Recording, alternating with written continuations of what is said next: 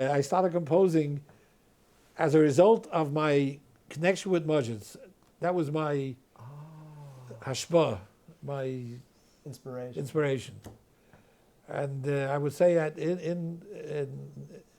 that's when I was studying with Zilbermans. So I started composing. First, when I was studying with Zilbermans, I composed things that didn't have any shaykhs to Hasidic music.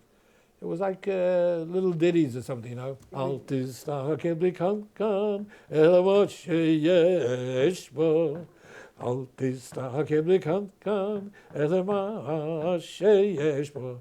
Now when I al tistake bli kankan, another voice, you know. Really did not ever determine whether my style was completely marginal, because I had other inspiration, also from different dynasties also. Yeah.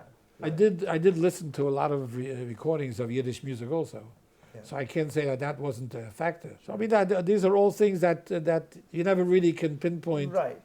But actually, it's usually it's up to somebody else to make those determinations.